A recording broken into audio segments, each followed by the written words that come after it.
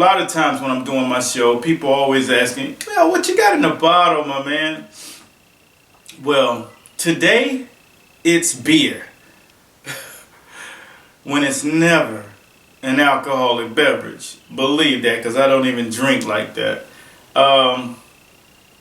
But after last night's show, I got to take a page from my boy IOTBA. That's IOTBA Boxing Talk. And I must address the bull Chavez. Shut your mouth.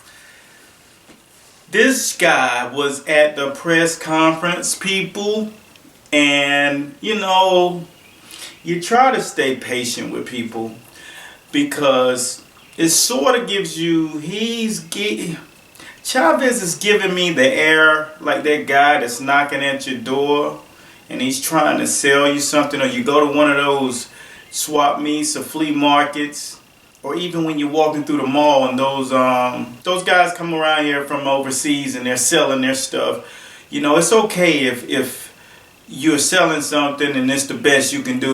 But it's another thing when it's snake oil. I'm all for the leather buckle or something that you handcrafted and it's legitimate. But don't try to sell the people snake oil. And I start with that topic because the first thing out of Julio Cesar Chavez's mouth was, oh, I felt the layoff, I felt the weight drop, I didn't feel strong. I hit stop, I looked at my phone and I said, I got to do a show.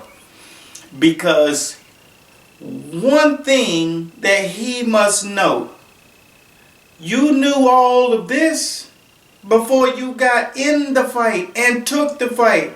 You didn't have a problem taking people $69.99 on that pay-per-view though. That's the problem. Julio Cesar Chavez, the legacy that you're going to leave behind, and that is, Junior, is that you're a snake oil salesman. This is not a game. You should understand your own people more than anyone. Those who usually fight are the most oppressed people who try to find a way out. And it's the people like you in the game or in sport altogether that suck these people dry of their belief system and their money. And even the weigh-in was packed and they charged like $50 if I'm not mistaken. That's absolutely bananas. The charge for the weigh-in. Since the Mayweather-Pacquiao fight, they felt like if the fight is big and the magnitude of the fight is big enough, we can suck them dry. That's what you were selling. If you took this fight seriously, you would have taken a couple of fights first. Because we all know from the research, Canelo Alvarez is no amateur. And when he comes, he's bringing the entire bank with him. Now,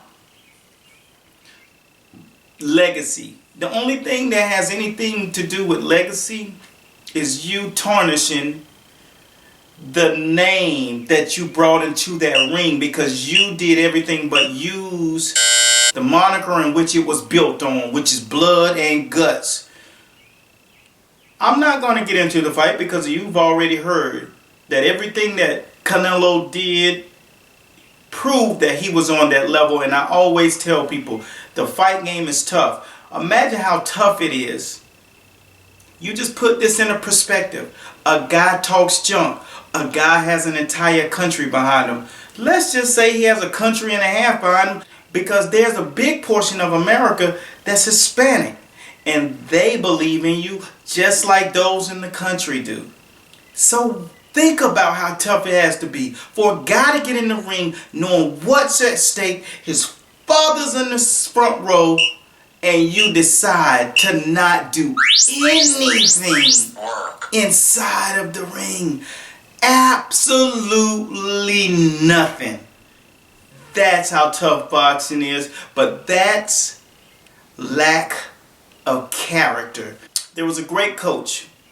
It was the late great Dennis Green that always said, they were who we thought they were. Y'all saw that guy before the fight.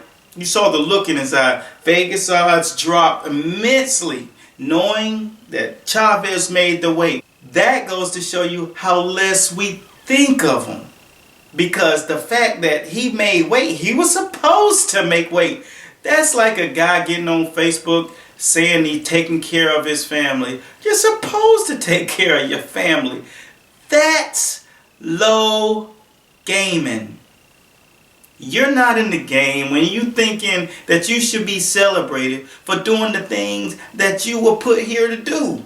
You were supposed to make weight. You're getting millions of dollars. That was the barter. We give you millions, you make weight and get in the ring and fight a fight. Somebody fell short on the barter last night, and it wasn't the fans. The fans, they got hosed. Like I said, you didn't only lose the fight. You tarnished a bunch of young kids that were watching you and had belief in you. You tarnished their dreams. That's how hard boxing is. And boy, I'm not giving him any excuse. Because the last thing I'm going to do is make an excuse for a snake oil salesman. Now the topic that really matters, when HBO put a spin on it. De La Hoya already knew this. That Chavez has already quit on the stool before.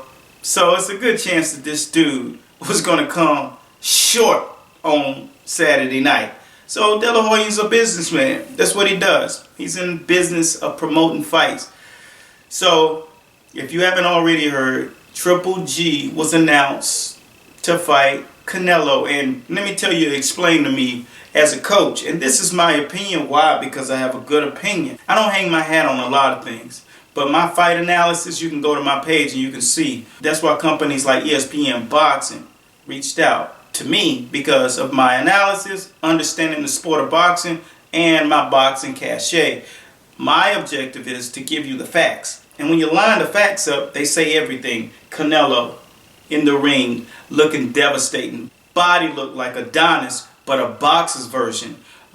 He reminded me of Hagler in a lot of ways, just how defined he was, how solid he was. You usually don't see the Mexican fighter with that type of build and that type of fighting cachet with all the abilities, the slickness, the quickness, the power, everything. They usually walk forward and break you down, body, head. He was doing all that, but then he had tidbits of guys like Andre Ward and Floyd Mayweather, which is sort of like the new breed of fighter.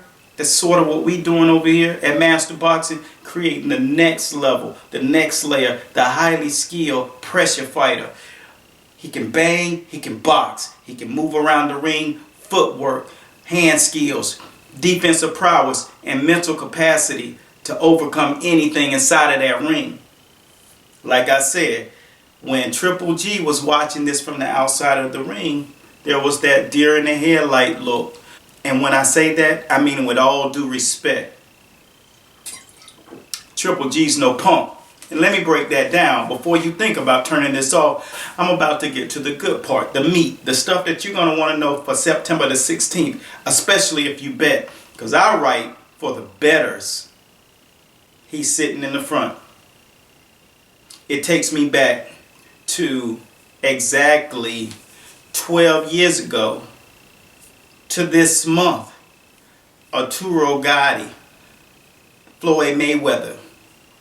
Arturo Gatti had been accused of ducking Floyd because Floyd was trying to get his name. He was trying to build up his economic status, and he was also trying to become the cash cow in boxing. But he knew he had to take certain people down. This is the deal. Whenever you heard and saw, whenever you saw Triple G last night, what Gotti was on record saying on HBO Countdown, so you could probably type this in, Gotti Mayweather Countdown. Gotti was on record saying, I took the fight. My people didn't want to take the fight, but I wanted to measure my skills against the best. The look in Triple G's eyes when he was watching that fight was he had question marks. Some of these things that Canelo's able to do, he definitely had to question if he could deal with that. What would he do? Because he put himself in a fight. And for those who don't know, a fighter's natural tendency when he's sitting at ringside is to place himself inside of the fight. The great Sugar Ray Leonard said it himself. That's the reason why he ended up fighting Marvin Hagler, because he was at the the Beast Mugabe Hagler fight, and he was looking at him, and he said, he timed him, and he said, I can beat that guy. That's not the look. The look, this is what Sugar Ray Leonard was doing. You can pull this fight up on YouTube. John the Beast Mugabe versus Hagler. And Sugar Ray Leonard standing up like this. That's not the look I saw with Triple G. And everyone's already ordained Triple G as the Beast. And of course, his past two fights, first fight, he was exposed to how easy he is to hit. Meaning that head does not move. These are the facts, people. Is he an absolute monster? Walking like Bigfoot, Sasquatch, breaking you down to the body and head, great jab, uses all of his offensive prowess like no other fighter. But the thing about it is, you've only been fighting a certain caliber of fighter. Daniel Jacobs take the exposure to another level. And I like Triple G, but I also like telling the facts and laying them out. So if you're a fanboy, you better turn this off now. Triple G, that look, I know it because I'm a coach. I've been in corners for many years. That look is the look of, I don't know, I'm going to dominate this guy. I need to test my skill. The same way that Gotti said, I need to test my skill set against this guy. Can I do it? That's what Triple G is right now. Yes, he wants to do it. He's no punk. He wants to fight, and he wants to taste what it is to be in the ring, because he ain't scared. But he understands that Canelo is a different beast. That jab last night, and that's the up that I give him against Canelo. But Canelo showed me something last night. He knew how to use that jab like a leg. Thudding, powerful, sturdy, strong, consistent, hard. Triple G was calculating all of that stuff in that fight. And he knows it's not going to be the walk in the park like people thought it was going to be. Canelo's here. Canelo's coming. So who wins? The fans win. We all win by watching that fight. The fact that Triple G is going to get in the ring and kind of overshadow what Chavez Jr. wouldn't do. He's going to do something and give something back to the people that Chavez Jr. never had the courage to do. Get in the ring with an absolute beast and not make any excuses and leave it all on the line. That's what you're going to see. But Daniel Jacobs was good enough to keep Triple G from even going to the body. Let's just see what happens when the angles change in the ring and the offensive prowess is elevated to the next level. And there is nobody in that ring without a great chin. This will be the fight of the decade. Hands down. Triple G Canelo. It's going down. My name is Eric A. Bradley, and I thank you guys for watching. This is Master Boxing. Well, we break the fight world down, baby. Round by round. Peace. Be ready for that fight breakdown. Always giving you guys those breakdowns and matchups. Peace.